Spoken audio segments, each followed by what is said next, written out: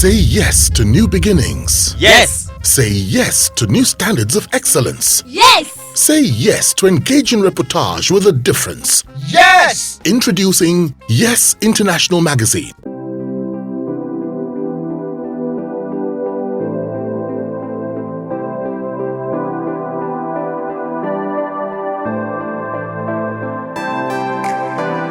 How did you secure, your family's support, before embarking on this very dangerous trip, if you ask me?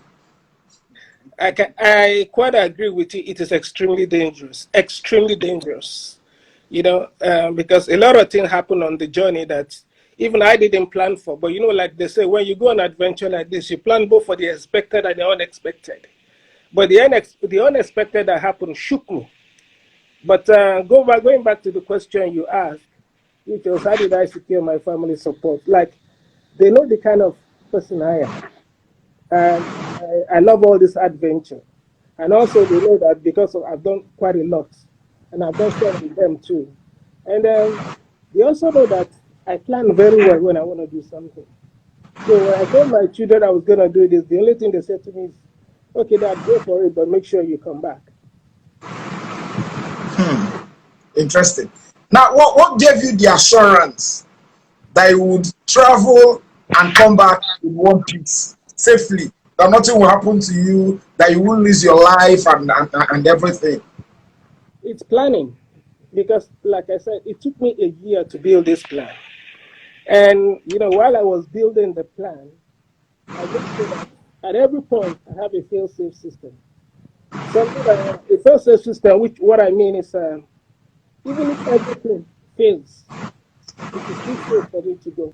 So, and that has to do with like making sure that in every country and all the towns and all the villages that I'm going to pass through, I have the contacts and a working contact to the police formation, to the hospital, to medical emergency. And also I had an insurance which provides airlift, medical airlift in case. So doing those kind of plan, and also I make sure in part of building my plan that I'm not just riding till I'm tired. Because when you ride till you're tired, you just go and say, okay, I keep riding till I get to a place to stop. That is a bad plan. But mine is, I did my plan to make sure that I'm not riding till I'm tired, like I said, because if you ride till you're tired, the next day you'll be more tired. The day after, you'll be so much tired, and by the fourth day, you collapse. So, but I had to decide, what can my body take? What kind of torture can my body take? Then, so when I realized what can my body take, then I decided to come down like 10% below what my body can take. And that's what I kept doing. And I make sure that everything I would do in a day lands me in a town or in a village where I can get a good accommodation to sleep, rest, and be able to continue for the following day. So it all takes planning. And I say, the reason why I'm here today, why I was able to do the trip, was because I planned very well. Interesting. Now, talking about planning, how long did it take you to plan this trip? 1 year. 1 year. 1 year. Okay. There are some people who are asking questions. So let me take two of their questions, then I'll come back to my own questions. One person wants to know the type of bike that you used for the trip. Then the second person wants to know how you were able to cross the ocean, in the course of your trip. So maybe let's just give them that opportunity to also hear you out before I come to my own questions. Okay, the kind of bike I use is called a Honda CB500X. And the X stands for Adventure Series, which means the bike has both on-road and off-road capabilities. Because if you're going on this Sahara, you can't use a racing bike. You can't use a road bike. Because you can never tell where there will be sand, where you don't have road.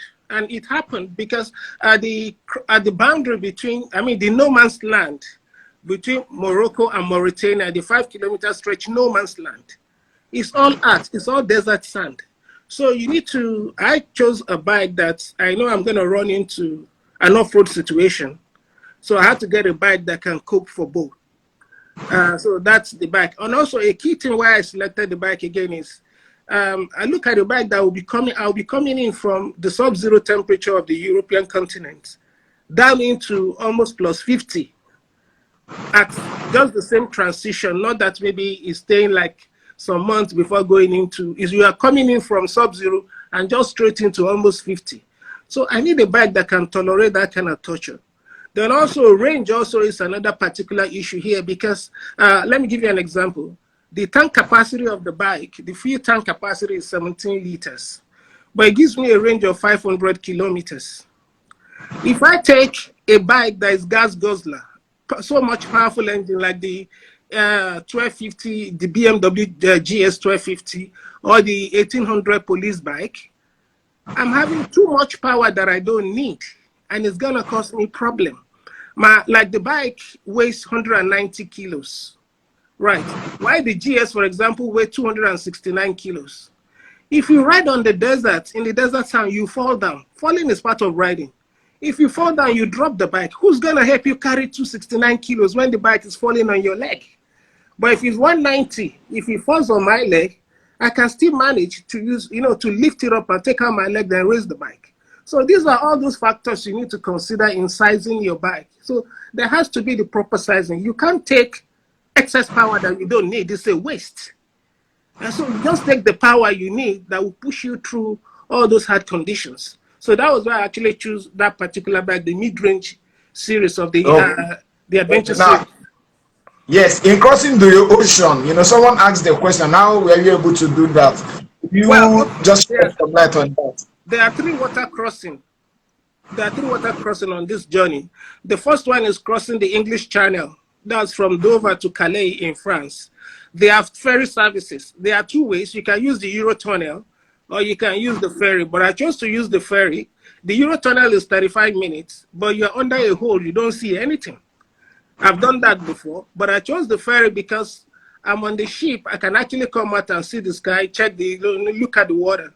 It's more exciting. So I chose the ferry service to cross that. The second one, water crossing, is crossing from Algeciras into Tangier, Morocco. That's where you cross the Mediterranean Sea via the Strait of Gibraltar into Tangier. That's a 40-minute water crossing. Also, I use the ferry. That one, there's no tunnel. It's only ferry you can use. Then the third water crossing is crossing from Rosso in Mauritania into Saint Louis in Senegal. That is a very short one. It's a 5-minute barge crossing. A barge just takes you across that. It's a 5-minute crossing. So basically, those are the three water crossing along the way. Oh, interesting. Now, let me come back to my own questions. Now, before embarking on this journey, did anybody try in any way to discourage you? Were there people who tried to tell you, don't do this, don't, yeah. So many people tried. A lot of people who heard I was going to do this. There are a lot of comments that comes across. Oh, he's crazy, he's mad, he's lost his senses. Oh, he doesn't know what to do with his money. All those kind of things. But I'm used to it. I'm used to being called crazy.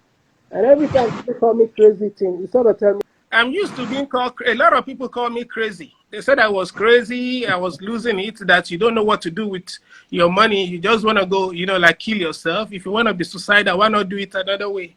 But, I'm being used to being called crazy. Anytime I want to do something and people say crazy, it tells me I'm on the right path.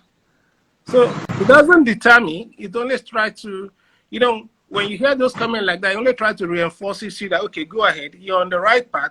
But think harder. Think harder because it's your thoughts that will bring you on. All right. So on the whole, how much did you spend on this trip? I can tell you it's a lot of money. It's a lot of money. Let me give you an example alone. The bike alone cost me about £7,000. That's excluding documentation. Because part of the documentation, let me give you the insurance. Insurance alone for the bike, because, the insurance was a bit pricey because I don't have a motorcycle license in the UK. I only have a driver's license for vehicle in the UK, but not motorcycle. And motorcycle is considered high risk. So I have a bike license in Nigeria, but not the UK. So because I was going to be riding a bike and I was using my Nigerian driver's motorbike license, the insurance premium was quite high. So the insurance premium alone for the bike was £2,800. Wow. So when you put all that together, you can begin to see the bike costs £7,000. The insurance alone is costing like £2,800. That's already close to £10,000. Then you can now estimate all other costs again that goes with it, like some other little issues of about registration that you need to do. Then even look at the cost of like all the travels down, the fueling, the hotels. You know, if you look at average of maybe like $80 per night for hotel, for all those periods, you can begin to imagine how expensive the trip is. Wow. But Interesting. it's what all the money spent. That's the most important. I like that. I like that.